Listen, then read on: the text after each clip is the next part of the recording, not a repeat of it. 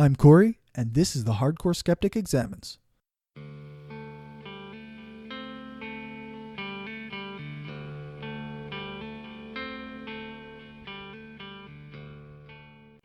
Alright, so things are going pretty well for the show. I've put out 4 interviews so far and had some great positive feedback. I've gotten a bit of flack too, but mostly it's been good.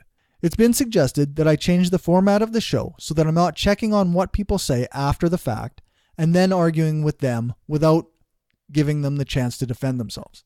And that seems fair. I'm considering what my options are. I've got a couple ideas. The unfortunate thing is that I did these interviews with an idea of how to mix different segments together for a very long format show and contrast opinions. So I slammed out a bunch of interviews whenever I had a spare moment over March and April. And I would have liked to have fact-checked things people said in the moment or make arguments about what they were saying one way or the other, but that's not what the project was originally meant to be. Still, I understand the concern, and as a result, I've decided to change the method of fact-checking and commentary. It's going to take a bit longer between episodes, so I'm not sure I'll be able to keep the week-to-week schedule, but I will put out an episode as soon as each episode as soon as it's ready. I hope that you enjoy the new format and method of doing things.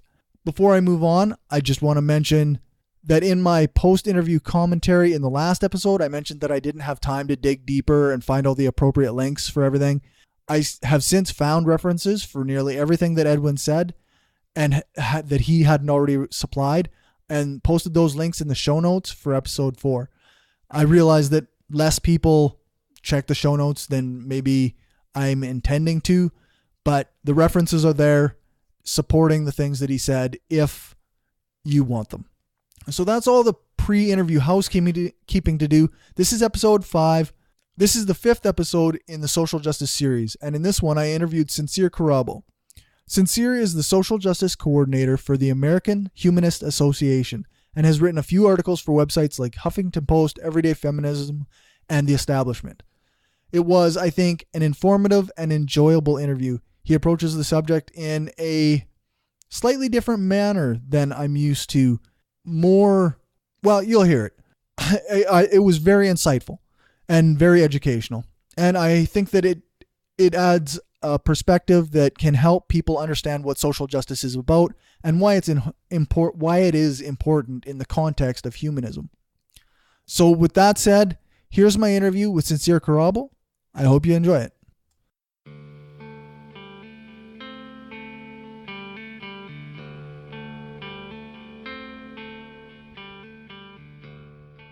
Let's start off with, who are you and what is your background? My name is Sincere Kirabo. I am the social justice coordinator for the American Humanist Association. And background, you mean like religious faith or what do you? Whatever you, education, or upbringing, whatever you want to include into that. Yeah, I mean, I was raised in with a very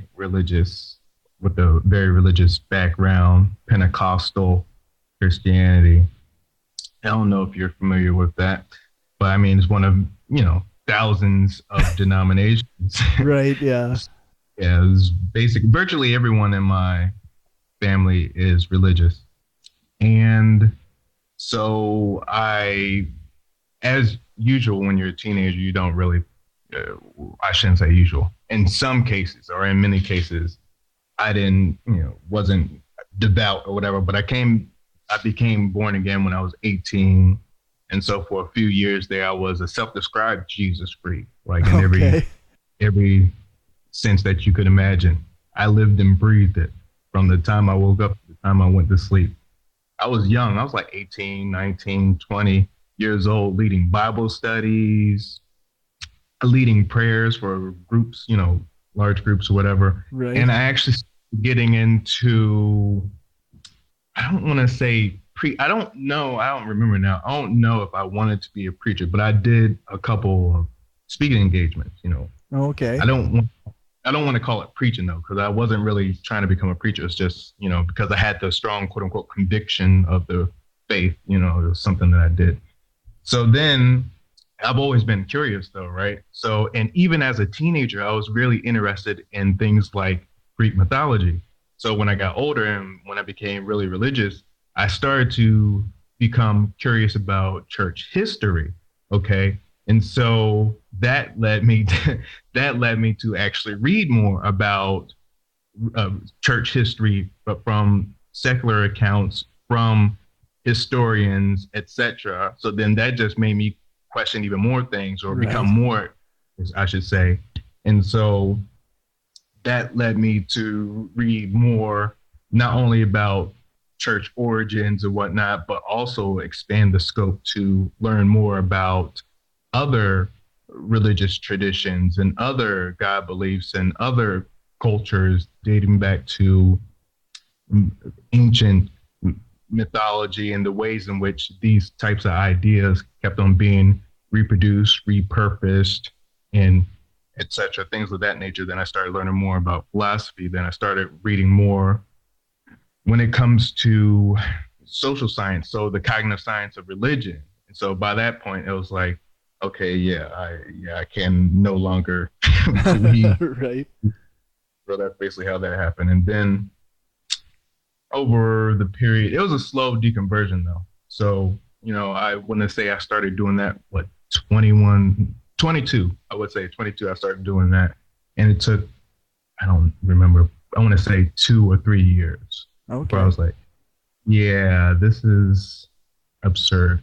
And then after a couple more years, I grew more and more outspoken, because once you realize, once you become more aware of these certain ideas and how bad they are and how they perpetuate harmful beliefs and behavior within society, I became more and more outspoken Right. against religious hegemony.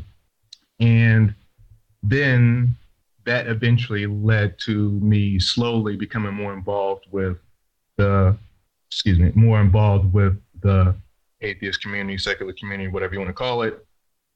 And so I first became a board member with Black Nonbelievers. That was Okay. a few, and so I started working with them, and then eventually I became a regional director with American Atheists.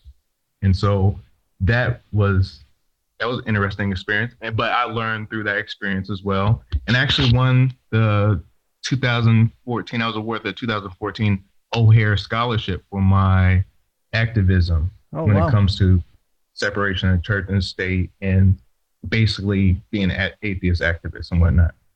And then I started working with, well, I shouldn't say then, eventually I started working more with CFI's, what is it called? African Americans for Humanism. I Oh, started okay. working with that initiative with Debbie Goddard, who works for CFI.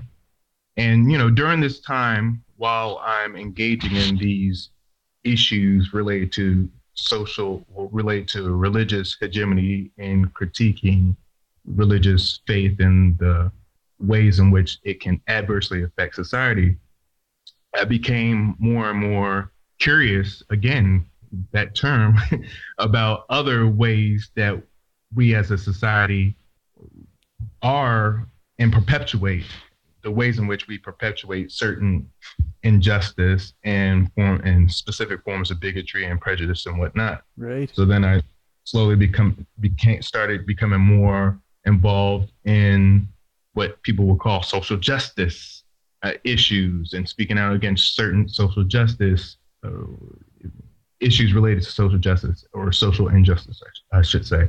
And so then, my writing started to speak to both religious and social issues. Right. So Huh. basically, when AHA created American Humanist Association, when they started their new position as social justice coordinator, I actually didn't know anything about it. I had people, once the position became available, contact me and be like, "Hey, there's this new uh, position that AHA has started. This will work well for you, blah, blah, blah," and everything like that. And so that's basically how I learned of the position. And then I spoke with people here at AHA, interviewed, and basically. Matter of fact, before that, I actually met someone from a representative from AHA at Secular Social Justice because I was speaker there, and Maggie Ardente, she's also the development director here at AHA.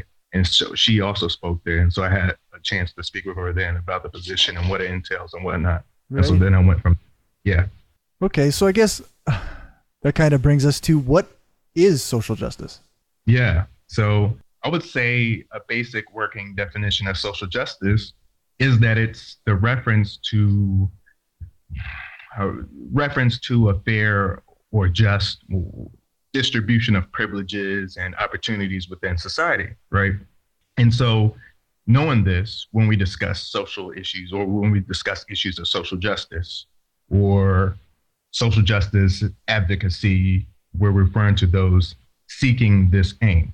So why this pursuit is important then, to me, it's self-explanatory, right?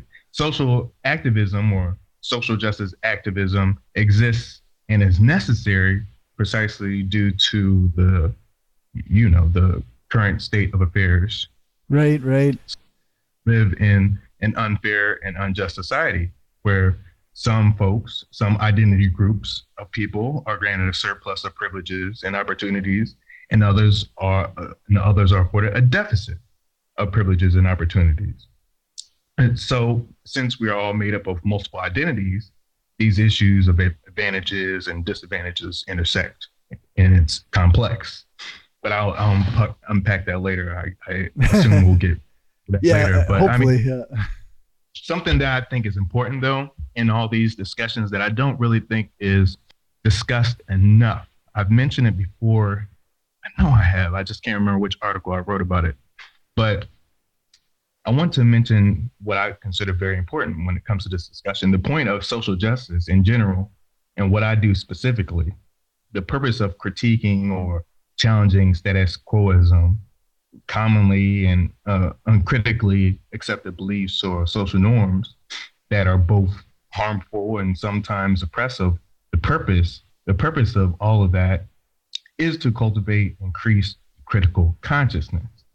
And so that's the thing, though. That's the important part, because critical consciousness will lead to introspection, will lead to self-correction, abandoning oppressive views, and taking action that leads to increased social and political power for marginalized folks. So that's basically the impetus of what I do and why I do it. So critical consciousness is key, though. And so it's a concept, I'm not sure if you're familiar with it, but it was developed by Paulo Freire. And matter of fact, so the idea comes from his book, The Pedagogy of the Oppressed. And that's actually available online as a PDF. It's free. If you just Google that, Pedagogy of the Oppressed, you'll be able to pull that up if you don't want to actually buy it. But, yeah, I mean, critical consciousness is what it is basically entails is you're endeavoring towards a deeper understanding of the world and your social position within the social systems that govern society. So it's about how you and others are affected by history, structures, and systems that exist. Okay. So it's really important because when it's like when we speak in terms of systems, we're describing mechanics of established social mores, social institutions, and social structure. So, and the relevance of social history and how it still plays on the present, and how these things impact and influence culture, and how culture normalizes and maintains prejudicial messaging and mainstream narratives, etc. So this is central to when we're talking about pursuing social justice. We're talking about developing and applying that critical conscious lens. So because it allows for analysis of how the past remains settled to the present. And this is something that James Baldwin discussed before. I can't put it in the way he did because he's a genius, but we have to basically to conceptualize history as some distant thing detached from life circumstances or social systems, cultural norms, and the status quo, that's a critical error. And that's something that James Baldwin often discussed. And he can't be more right. I mean, are you familiar with Michelle Alexander's book, The New Jim Crow? Yes, actually. I haven't read it yet, but I do have a copy. We do. That actually goes right into what we're discussing here because in her book, right, she thoroughly reveals how the current state of mass incarceration that disproportionately impacts communities of color, how it has a direct connection to Jim Crow. And before that, what was referred to as Black codes. And before that, how that is also connected to chattel slavery and the ultimate disenfranchisement of Africans. Okay. So talking about that history is saddled to the present, that's what we're talking about. But see, then you also have to remember that a lack of critical consciousness will lead to incomplete or mistaken assumptions and questions about what and why, about the what and why of society. So people who don't consider this important critical consciousness, they'll ask the wrong questions or incomplete questions. Right. So right. if they're about mass incarceration, right?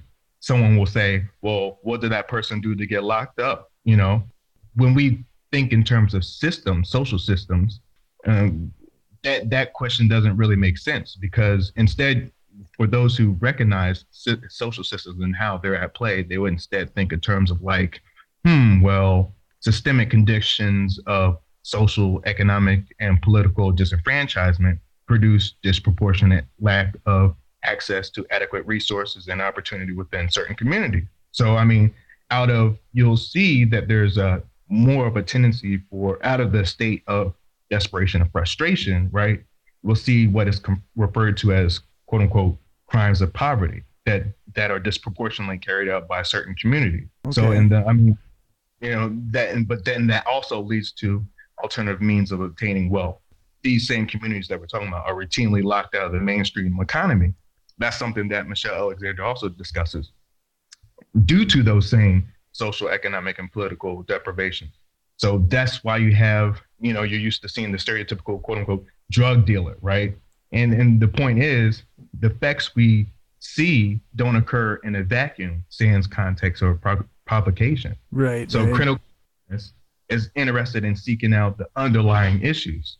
And it's not like we're trying to point fingers or call people bad, when we're talking about social justice, right? So what we're saying is that these systems don't operate autonomously, which means that we preserve or contribute to the state of these unjust systems, even if we're unaware. So notice we can see why this pursuit of social justice is vital.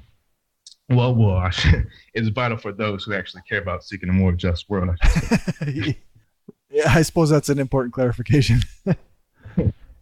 It's interesting. It's almost like you can draw a line through history and say, this is the cause and effect to where we are now. And it's odd to me, like quite often we get into these discussions and people say, well, no, marginalization or racism was fixed at X point. It seems really weird. Yeah, I mean, that's nonsense for more than one reason, but I feel like we'll get into that later. Yeah. So I guess as the social justice coordinator for the AHA, did you experience some pushback from the secular community as to like, hey, we don't need social justice, or how does social justice mix with this atheist community or the secular community? And when we're talking about secular community, we're talking about atheist and humanist spaces, right? Right. So yeah, I suppose it's so we could seriously talk about this forever. Like seriously, I have. Well, let me ask you this first though. Okay. All right. Because I think that it's more germane to discuss the connection between social justice and humanism. We can talk about overall secular community, but social justice and humanism, right? Right. So how would you define humanism or what it means to you? Humanism to me is kind of the struggle or the push towards a better society for all people. Boom. Okay. So look, it's funny, but it's not. It's really frustrating. So it's like, all right, okay.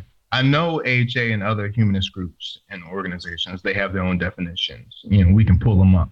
Right. But say the term humanism refers to an outlook on life, an outlook in which someone to determine by their own will to have a positive impact on the world, rather than relying on what they imagine to be supernatural influence to guide or inspire their intentions and actions. So given what we know about the humanist philosophy and how I approach life from the humanist stance, humanism is the desire to live ethically, right? To honor every individual's humanity. And I would say that this extends to honoring non-human life, and to improve the conditions of society, since the conditions impact the suffering or well-being of humans. And when we do this, when humanists engage in this pursuit, it's based on human effort that expresses concern, ingenuity, and a regard for scientific advancement, both natural and social science advancement. I should clarify. So what do you think of that definition? I suppose it's more specific almost, right? Like it seems more in depth than my little quick definition. I think what you said, though, kind of aligns with what I said. Yeah. So the point of me asking that is because my question would then be for naysayers of social justice would be, if you consider yourself a humanist, how does pursuing social justice not relate to humanism? Right. What distorted, mutilated version of humanism are they adhering to that says, no, I don't think we should challenge or seek to relieve issues of sexism or misogyny or queer antagonism or racism? Like, what is that? What is it? I want to know.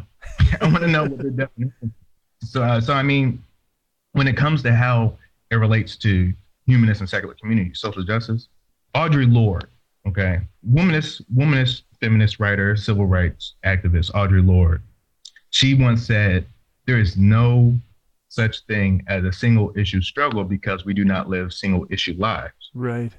So we have to remember that we don't exist as an undifferentiated category of beings. We all possess diverse backgrounds, histories, unique experiences based upon whatever assembly of identities we carry with us. Right. So how the white heterosexual male atheist experiences the world will differ from the black heterosexual male atheist. Right. And to repeat that, we could go on forever. Or the South Asian lesbian humanists, or the black transgender or non-binary individual who also identifies as atheist. How they exist, how they move within and experience the world will differ from the typical cisgender heterosexual male atheist lived experience. So despite me and other folks with differing experiences that also critique and perceive the problems with the many ways religious hegemony adversely affects society, are these folks, and the issues that we face that don't directly relate to the separation of church and state and whatnot, is it just to be ignored or placed on the back burner or dismissed as having no relevance due to not being directly related to a preoccupation with listing reason 900,000,009,000 why I'm an atheist and separation of church and state? Like this is why I started off by discussing critical consciousness. Right. Critical analysis will provide a capacity to critique both unjust religious and social hierarchies. So, and I'm not saying I've achieved some imagined plateau of social consciousness, because that's, I'm still growing and developing my ability to better perceive and appreciate these issues. So what I am saying is that I'm able and willing, that's the key, I'm willing to scrutinize harmful attitudes, beliefs, and behaviors that emanate from God beliefs, as well as the very same bad ideas those attitudes, those values that support white supremacy or ableism or misogyny. So if the humanist and secular communities are truly about communities, if they're about providing community, if they're about community, then it would make sense that said communities would be more inclusive, especially humanist spaces. Come on, man. Since the very philosophy boasts an interest in being good without God. Right. But right. I mean, maybe that's just a slogan, though. I imagine for some people it is a bit. It makes you wonder, like, where isn't social justice crossed into humanism? Exactly. And I don't know if you're familiar with Danielle Moscato, but I had an interview with her on The Humanist. And something she said, I don't remember it, but something she said when we were talking, I asked her, what do you see as being the connection between social justice and humanism? And her quote was like, that's something I need to memorize. Like it really spoke to it. And it's on thehumanist.com. Okay. I don't know. It's something that it was an interview from like a couple months ago. If you just search thehumanist.com, and I guess if you just put in Danielle Moscato, the interview should come right up. Okay. So. Yeah, I'll do that. So I guess just to shift gears for a second, is social justice anti-free speech? I've always found these kinds of questions bizarre. I mean, think about it. Like, I already define social justice. So, I mean, right. Free speech enthusiasts, at least the ones who oppose social justice, they tend to have issues with entitlement.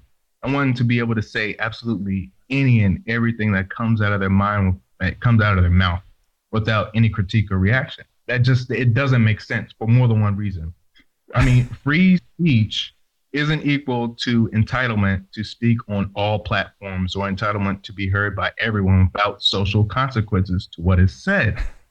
The idea of free speech, quote unquote, refers to our government recognizing the legal edict of freedom of speech, right. And that the government cannot restrain or penalize you for what you say or not say, barring, obviously certain restrictions adjudicated by the Supreme Court. This in no way, shape, or form grants exemption on a social level from criticism or shame or consequences arising from whatever happens to fall out of your mouth.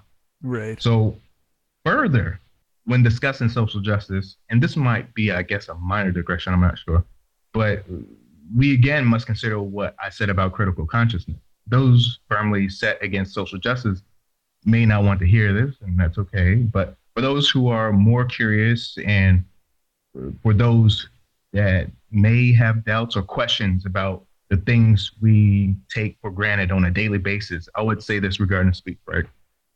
Social justice, one in a more just world where everyone includes both action taking and conversations that center social justice objectives. So I've observed a lot of folks who take issue with what they regard as being censored, because those who appreciate the pursuit of social justice advocate for language that decenters oppressive standards that many observe what unwittingly or they do it maliciously because they're assholes.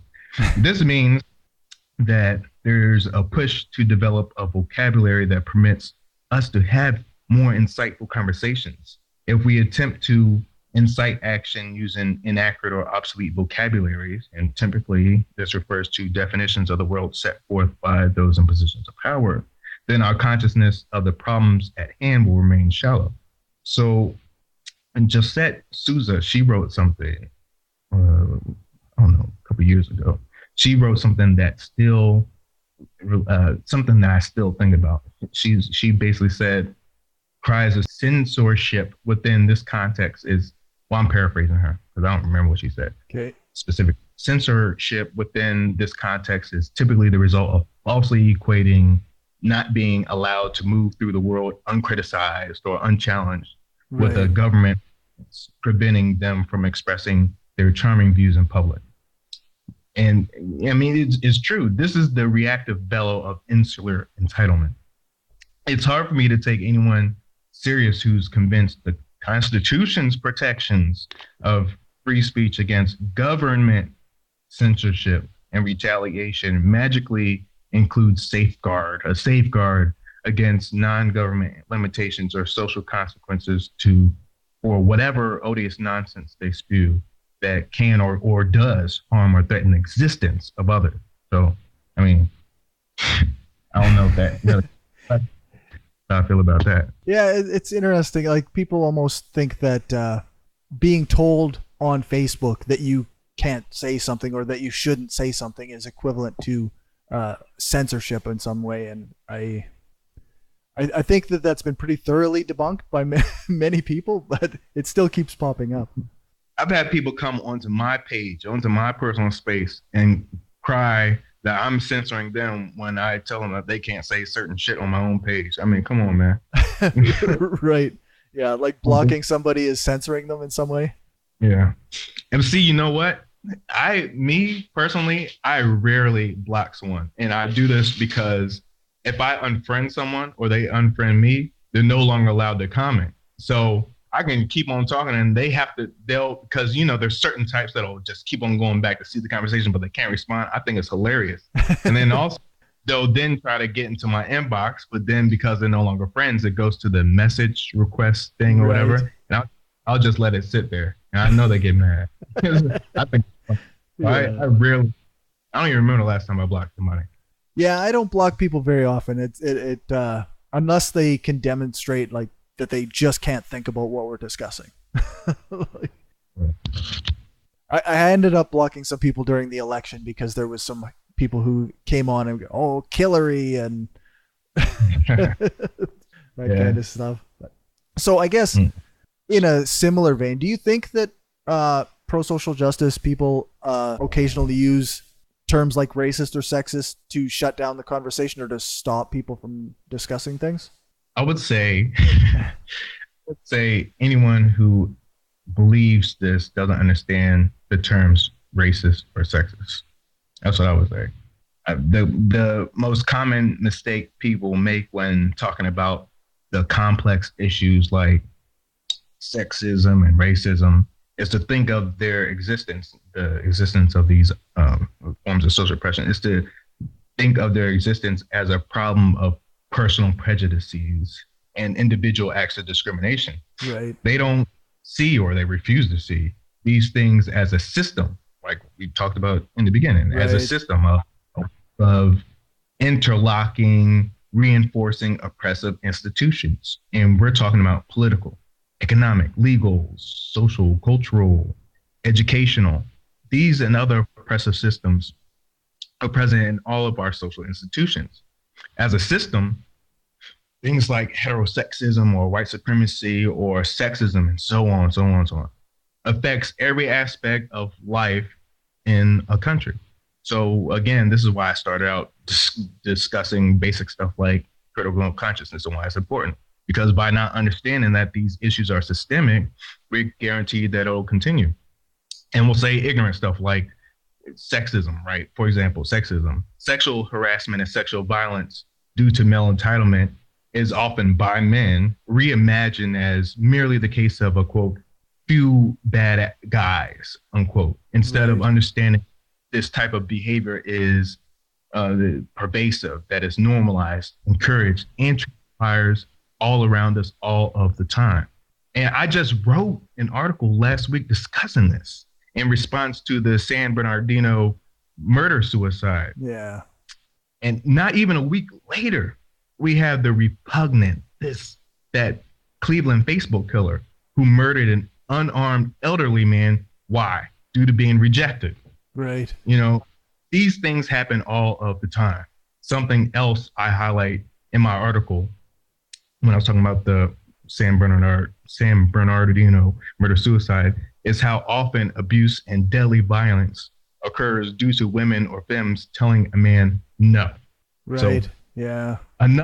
Another example can relate to racism. So racist police behavior is often reduced to a few bad apples who need to be removed, instead of realizing these practices is part of a system and that they can be found in police departments all across the United States. And that's not calling every single individual police officer a bad person. See, people it's hard. These people speak of, oh, they claim to be objective and they claim to observe nuance, but they can't tell the demarcation between what I'm talking about. You see what I'm saying though, right? And so there's a preponderance of empirical evidence that highlights this fact that these type of issues are happening everywhere, all across the United States and all of the police departments. It's an issue. It's a systemic issue. So only in the mind of someone who upholds status quoism that normalizes abusive or oppressive language would consider it a bad thing that these things are called out or that they're challenged whenever these ideas or attitudes are expressed in discussion. Right. Quite often in these discussions, I find, like, for example, the disproportionate, I guess, killing of black people by police.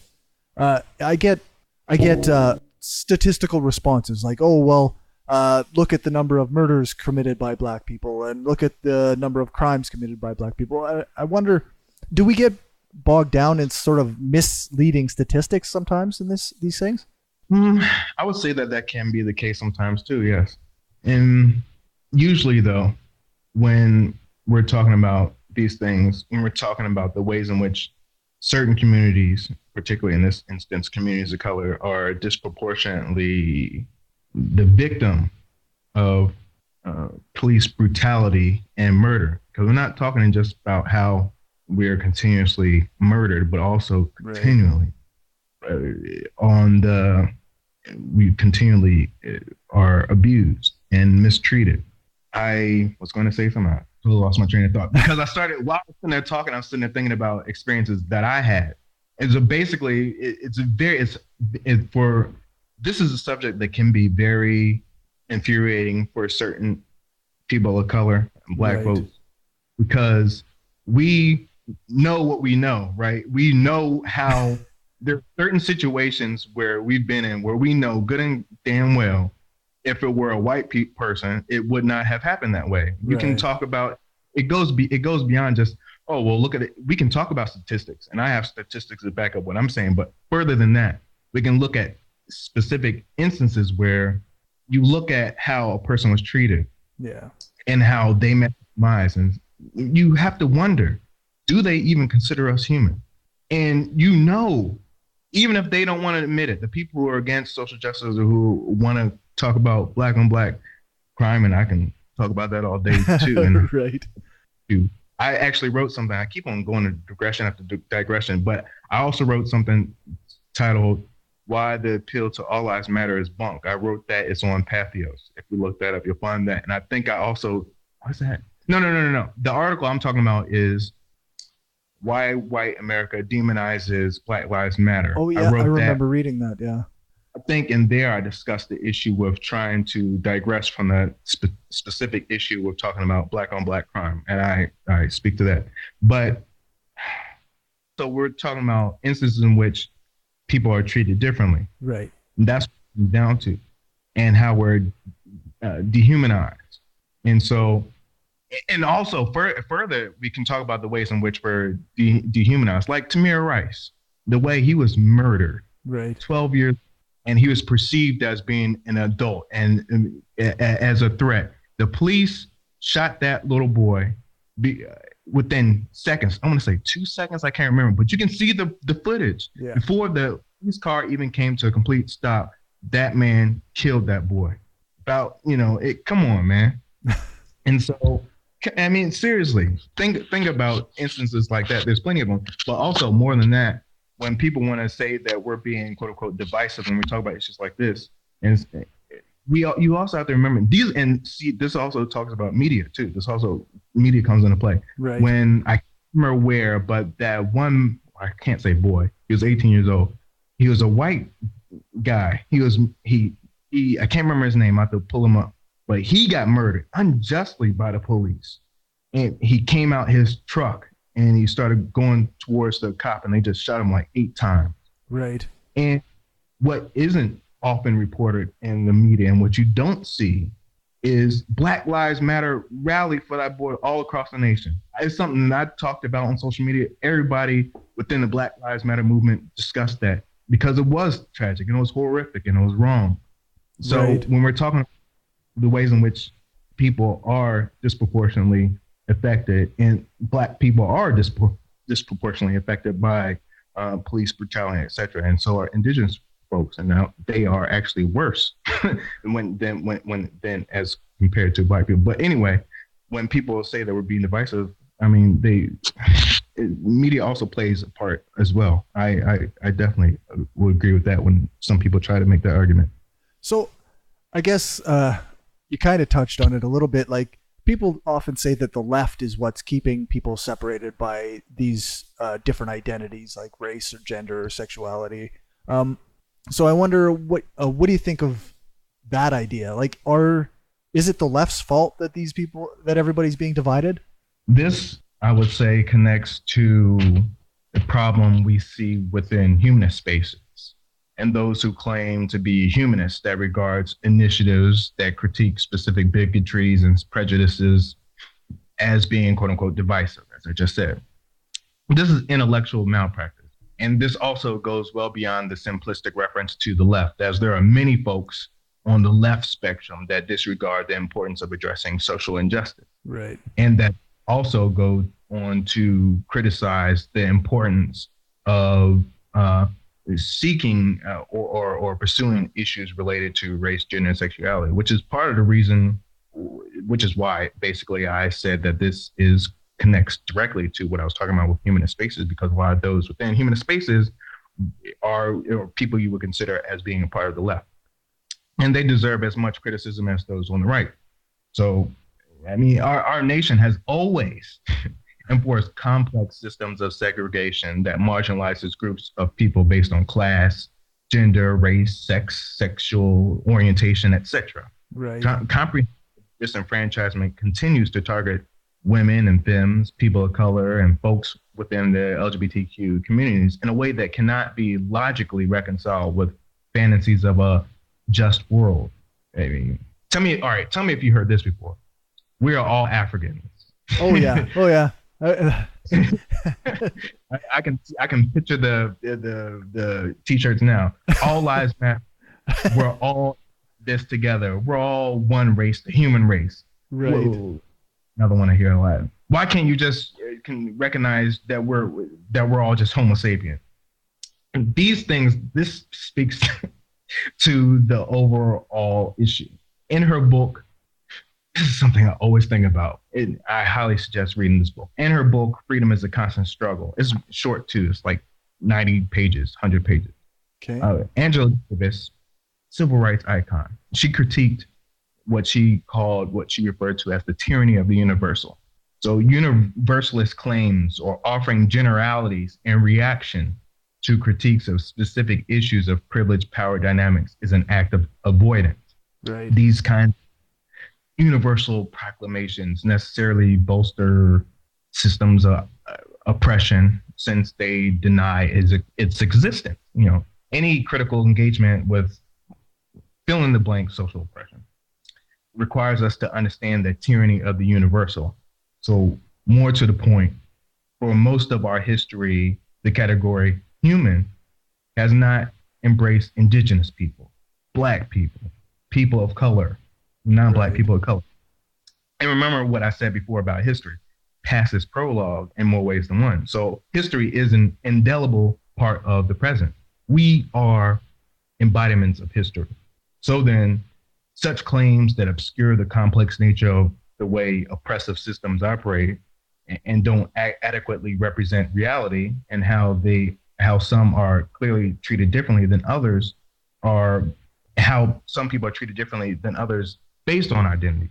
The point is that just because you profess to stand in unity or overall just Africans, I mean, it doesn't magically abolish the underlying policies that inform the intricacies of our ideation and movements through the world. Right. Matter of fact, another quote by Audre Lorde, I think sums up this issue. She said, "It is not our differences that divide us. It's our inability to accept, recognize, and celebrate those differences." So the idea that quote unquote unity requires erasure of specific identity-based issues for the sake of a broader cause is a fiction usually sold by those exempt from the lived struggles they prefer to diminish. Right. You know what I'm saying? Yep. Yeah, I think I'm understanding where you're coming from. It's like whiteness isn't an identity, so we just want to say everybody should be part of the group we're in, type thing. Yeah. Oh, this is kind of a digression, but it actually speaks to that and this overall discussion. Have you ever seen I Am Not Your Negro? I have not. I've heard of it, but I haven't seen it yet. You have to see it. I'm serious. I mean, it is so powerful. It was very powerful. I want to recommend that to everyone. I want to put screenings of it everywhere. Everyone needs to see that. It's one of those things that can open a person's eyes. Yes. I mean, because like James Baldwin is he was a genius. He was a genius. And the way he was able to use words to inspire and us to not only into action, but inspires us to think more critically about ourselves and our place in the world, both black and white and beyond. So, and when I was in the theater, that was the first time, to my recollection, that was the first time I'm talking about, of course, every spot was filled. I'm talking about, I had a date and she came late. She wasn't able to sit with me. Like people were standing up watching. It was amazing. It was an amazing experience. So I guess we kind of touched on it a few times, like this idea of identity politics. So what is identity politics, and what are the arguments against it? Or like, how do people consider this a negative thing? Well,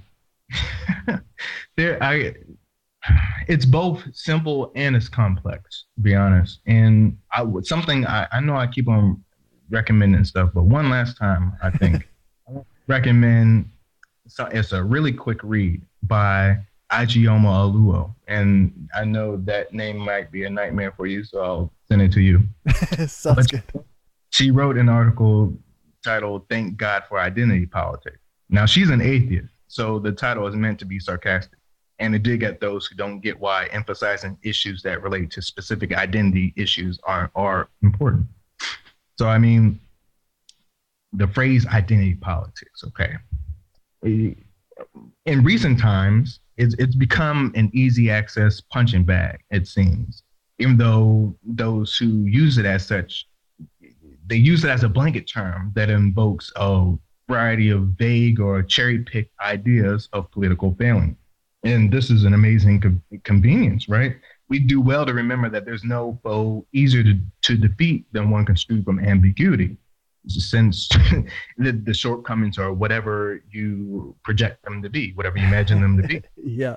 So, I mean, how would you define identity politics? No, matter of fact, how would you think naysayers define identity politics? I think naysayers define identity politics as a bunch of different groups all just vying for the most attention and the most advantages based on perceived, what they would consider quote unquote perceived disadvantages or marginalization. Because quite often these foes of identity politics, they don't think that marginalization or is a real thing, or that they figure everybody's already got this equality that we're looking for. Yeah. Well, I mean, this is what I've seen in my observations of people who use this as a pejorative. Many who trivialize or disparage identity politics usually do so out of unwitting or willful allegiance to the idea of individualism, as well as indistinct ideas of what identity means and its relation to social grouping. Right. Yeah. So, actually, now that you mentioned that, I did watch a Sargon of Akkad video where he specifically said like that identity politics eliminates the individual in favor of the group. That speaks perfectly to what I'm about to say, because I've seen it so many times. And it's almost always people who have no comprehension of philosophy and the epistemic relevance of identity that would say ignorant stuff like that. So, but an added layer of antagonism emanates from those comfortable within their relative status in society and find no merit in addressing social issues that don't negatively affect their life. I've also seen those who adopt a Marxist or class-based worldview. They tend to regard identity politics as a mere smokescreen to class consciousness. Right. And all of these factors, whether it be unawareness, ignorance, social luxury of apathy, right?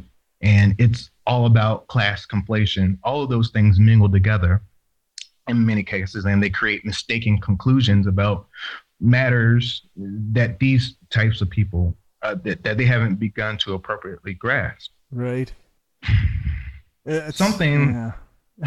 No, what were you gonna say? I was thinking, because I have heard quite a few people say like that they think these are economic issues. They aren't racial issues or gender issues.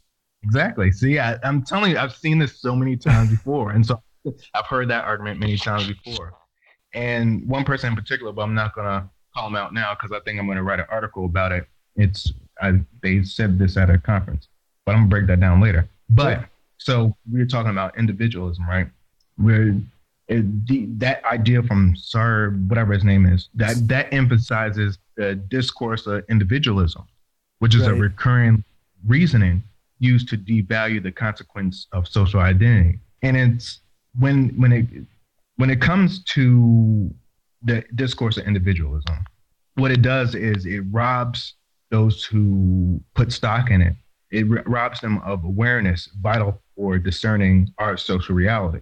It hinders our capacity to accept that life experiences are greatly influenced by such things as sexuality, by race, gender, and class. And so I'll continue with that. And so I did lie. There is another thing. When we're talking about the discourse of individualism, I refer to it as such because of a research paper that I read by Robin DiAngelo. And it's titled, "Why Can't We All Just Be Individuals?" And it specifically talks about this. Okay. And so anyone's interested, you and whoever else interested of a comprehensive breakdown of what the discourse of individualism entails and why these ideas are flawed when it comes to, just be an individual, then that's the article you want to check out. Now, she focuses basically on, when she defines it and she articulates it, she's using it to critique issues related to race and racism, but the critique can also be applied more generally to social oppression. And when we're talking about social identity. So, but I mean, the discourse of individualism it's basically a set of ideas and narratives that create or reinforce the belief that all of us are unique individuals and that our group memberships, whether gender, race, whatever, that all of that is not important or relevant when it comes to life opportunities and privileges. That's basically what the individualism means. So in order to believe this damnable lie, you have to discount social and historical context that creates the present state of affairs, like I already spoke about. You also have to reject a big picture, a macro analysis of the institutional and structural dimensions of social life. And you'd have to deny the relevance of collective socialization and the power of dominant culture. So that includes media, education, religion, etc., and how these influences necessarily shape our perspectives and ideology. And this illusion would have us believe we exist outside of socialization. And so, I mean, folks, marginalized groups usually don't have the luxury of indulging this oppressive fiction. You don't have time. Right. Okay.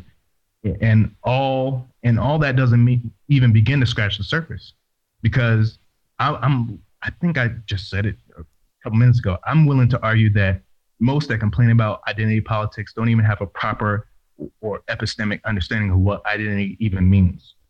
Right. When we talk about, we're referring to non-arbitrary descriptors referring to objective and causally significant features of a shared reality. They're conditional. They're conditional products of social interaction and social institutions. And identity, it's also subject to occupying particular locations within time, social space, and historical communities. Again, we're talking about history again, right? How we are present. How we are history, I should say. And something that always bugs me is those who don't know what they're talking about. is they try to focus on they say that identity-based issues, that it's an attempt to homogenize groups, marginalized groups. And that makes no sense, because to share an identity with others is to share in only one facet of a multifaceted reality. Right. There is no contradiction between identifying with specific social groups and being a complex, unique individual. So that there's it's conflation of the term identity anyway.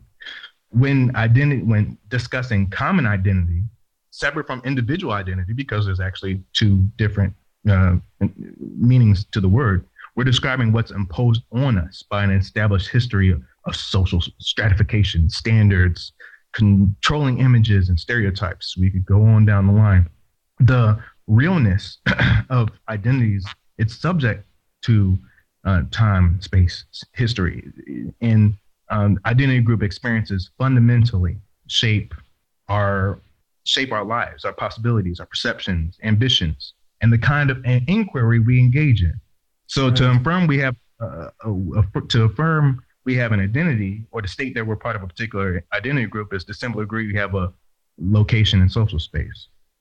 And so when we're talking about identity politics, then identity politics recognizes that social categories of identity often reasonably and effectively name specific social locations from which individuals happen to engage in political judgment, among other things. So, you're familiar with the term closed mouths don't get fed, right? You heard of that? I have heard that. Well, that's how I like to relate the efficacy of identity politics, because identity politics is a means of seeking and demanding increased self-determination and social power, currently not distributed in an equal or just manner. But, in order to realize that takes what? Critical consciousness. Right. I guess we're coming up on an hour of your time here. Is there anything you'd like to say kind of in closing? Like anything we didn't touch on that you kind of wanted to touch on? Really, these are the type of questions that we could continue talking about for like hours. Right, yeah. But they're discussed and written about time and time again. And actually, I have something that will be published in the Institute for Humanist Studies. They're publishing an anthology titled Studies in Atheism and Humanism. It'll be out in fall, where I go into detail. I'm talking about that sucker is like 25 pages long. Nice. When I wrote it, but it'll be included in the anthology, and it's discussing identity politics, and the discourse of individualism. Well, I should say more precisely, sensible identity politics. And so I make that demarcation in the paper. Okay. But that's something that, and wait till that's out there. But no, other than that, those who are interested in the work that I do and the work that AJ is doing, I would just say check out American Humanist Association and thehumanist.com. Yeah, you have articles kind of all over the place. Any kind of one spot where we could find most of your stuff? I would say check out the Huffington Post, because I only have two things there, but it's the one that I just talked about, the San Bernardino issue when we're talking about male entitlement, that article, and then the critique of Sam Harris when he was sitting there trying to talk about race and racism and he didn't know what he was talking about. Right. And so that's on there. I think that actually speaks to some of the issues that we're discussing. But yeah, that and then thehumanist.com, I have articles on there, and then Everyday Feminism, I have articles on there. And like we said before, I published, what was it?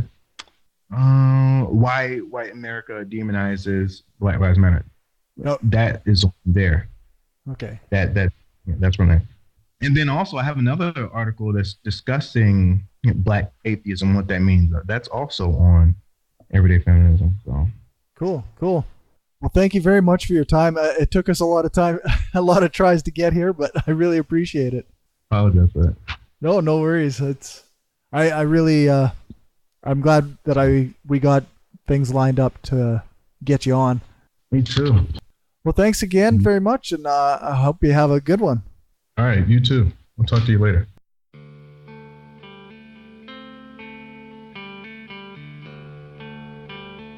So that's my interview with Sincere Kirabo. I thought it was very educational. I don't have any real points of contention with what he said. He also provided a few resources for information, and I actually had time this week to check out the things he mentioned, so all those links will be in my show notes on the Spreaker page. Really, listening to Sincere answer my questions and respond to the concerns that we managed to have time for was enlightening, to say the least. I think he really took down most of the arguments against identity politics, and he explained why humanism and social justice are linked in a way that makes perfect sense to me. Other than that, I don't really have anything to say about the interview. I think it compares nicely with the discussion I had with Edwin in the last episode, and between the two of them, I find that both of these interviews have been really enlightening for somebody who's spent a lot of time trying to learn as much as I can about social justice, and they really addressed some of the concerns that I've heard from people who are anti-social justice. So I guess that's all I'll say there. You can find some of Sincere's work at pathos.com/blogs/notes from an apostate. He has articles on The Establishment, Everyday Feminism, Huffington Post, and thehumanist.com, and probably a million other places because his work seems to be everywhere. I'll try to post as many links to his writing as I can in the show notes. There won't be an episode out next Thursday because I'm changing my format. I'll be working on editing for my interview with Ed Smith from the Wayward Atheists podcast, and as I edit, I'll be taking notes where I disagree, assuming I didn't address the points in the discussion. And then I'll be sending a copy of my notes to Ed so that he can rebut my concerns. And then those concerns and rebuttals will be spliced into the show where appropriate. This should help with any concerns about the fairness of the podcast, and it cuts back on the after-interview commentary. Hopefully it works out and everybody enjoys the new format and thinks that it's fair. It's just going to take a touch more work and a touch more time. You can find more of these episodes at Spreaker.com/show/The Hardcore Skeptic Examines, and you can find my show notes there as well. You can find me on iTunes, Stitcher, Google Play, and just about anywhere else you find podcasts. Make sure to follow me on Twitter at Hardcore Skeptic and like my page on Facebook, facebook.com/Hardcore Skeptic. If you want to support my work, you can become a patron at patreon.com/Hardcore Skeptic. Remember to check out my other shows, the Brainstorm Podcast and Positively Skeptical.